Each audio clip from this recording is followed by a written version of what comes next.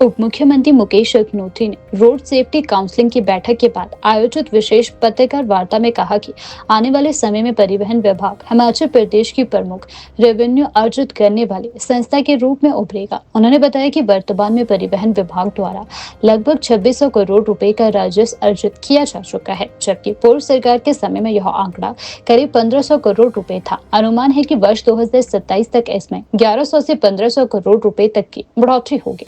उप मुख्यमंत्री ने कहा कि परिवहन विभाग को ऑटो अप्रूव मैकेनिज्म की ओर ले जाया जा रहा है। ड्राइविंग लाइसेंस, फिटनेस सर्टिफिकेट और नवीनीकरण जैसे कार्य अब ऑनलाइन होंगे। प्रदेश में ऑटोमेटिक टेस्टिंग स्टेशन स्थापित किए जाएंगे और ई टैक्सी व ई बस योजनाओं के तहत इलेक्ट्रिक वाहनों को बढ़ावा दिया जाएगा। उन्होंने बताया कि सड़क सुरक्षा को ध्यान में रखते हुए ओवर स्पीडिंग पर सख्ती, चेस्ट कैमरा अनिवार्य, 600 ब्लैक स्पॉट में सुधार तथा सड़क दुर्घटना में घायल को अस्पताल पहुंचाने वाले को 25,000 रुपए की सहायता और हिट एंड रन मामलों में 50 लाख रुपए तक का मुआवजा देने का प्रावधान भी किया गया है। उप मुख्यमंत्री ने कहा कि रोड सेफ्टी काउंसलिंग की बैठक में लिए गए निर्णयों के सकारात्मक परिणाम जल्द ही सामने आएंगे। और ट्रांसपोर्ट डिपार्टमेंट इस समय प्रदेश में रेवेन्यू अर्जित करने वाली जो है एक संस्था के तौर पे उसे अब देखा जाएगा विषय में। और एक्साइज के डिपार्टमेंट के बाद हमारा ट्रांसपोर्ट डिपार्टमेंट पिछले जब से हमारी सरकार बनी है लगभग 2600 करोड़ रुपए का रेवेन्यू इस डिपार्टमेंट ने अर्जित किया है। और जो कि पूर्व की अगर सरकार से इसकी तुलना की जाए तो उनके समय में ये 1500 करोड़ 100 करोड़ तक पहुंच सकता है एक अनुमान के मुताबिक। लेकिन अभी 1100 करोड़ रुपया पहले से अधिक। और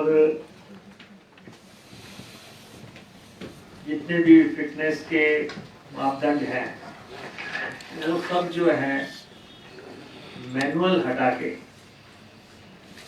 उसको हम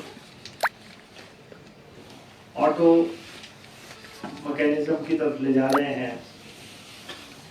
और इसमें जो मोटे तौर पे जो हमारे आरटीओ के रोल हैं, जो हमारे एफबीआई के रोल हैं, जो हमारे एसडीएम्स के रोल हैं, उसको कम करके सीधी अप्रूवल्स जो हैं मिल सके, वो प्रयास अब निर्णायक दौर में पहुंच गए हैं। और मुझे लगता है कि नेक्स्ट 3-4 महीने के अंदर हम इसको अचीव कर लेंगे। तो इसमें जो गुड्स कैरेज हैं, नेशनल परमिट हैं, कंट्रैक्ट कैरेज हैं जैसे टैक्सियां वगैरह होती हैं, टूरिस्ट परमिट हैं, एआईटीपी या ऑथराइजेशंस हैं, ड्राइविंग लाइसेंसेस और फिटनेस सर्टिफिकेट्स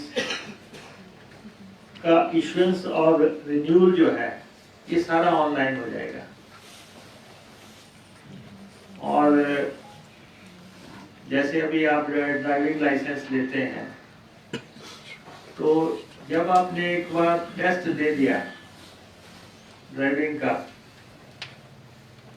तो जब पैसा जमा हो गया ड्राइविंग और आपने पास कर लिया तो उसके बाद फिर आपको विभागों के चक्कर नहीं लगाने पड़ेंगे, वो ऑटो जनरेशन हो जाएगा। उससे आगे फिर ये नहीं होगा, फिर फाइल बनेगी, फिर आप जो है एसडीएम के पास जाएंगे, आरटीओ के पास जाएंगे, एफबीआई के पास जाएंगे, जिन जो चैनल्स हैं वो सारे हट जाएंगे। और टैक्सियों का भी यही है, परमिट लेना है, उन्होंने पैसा जमा करवाया और कागज अपने ऑनलाइन डाल दिए, तो उसके बाद ये जो आरटीओ के दफ्तरों के चक्कर लगते थे वाहन मालिकों के और आम नागरिकों के, वो सारे जो है स्टेप्स एलिमिनेट हो जाएंगे। तो ये एक बहुत महत्वपूर्ण काम जो है अब होने जा रहा है कि ऑटो अप्रूवल्स का दौर शुरू होगा और हर तरह के परमिट और लाइसेंसेस ये आपको पारदर्शी तरीके से और ऑनलाइन तरीके से मुहैया करवा दिए जाएंगे। और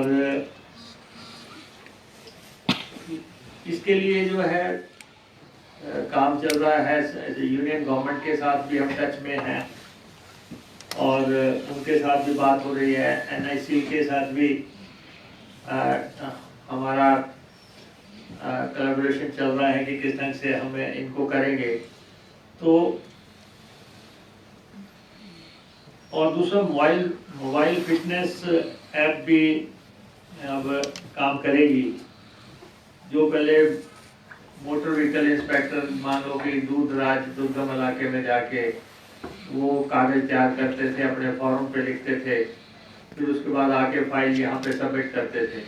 अब जो है सीधा जो है वहाँ पे वो मोबाइल पे फोटो लेंगे, जो भी होगा उसका रिकॉर्डिंग होगी और रिकॉर्डिंग के साथ वो ऐप पे डाल देंगे, वो सीधा हेडक्वार्टर पहुँच जाएगा सेंट्रल डाटाबेस में।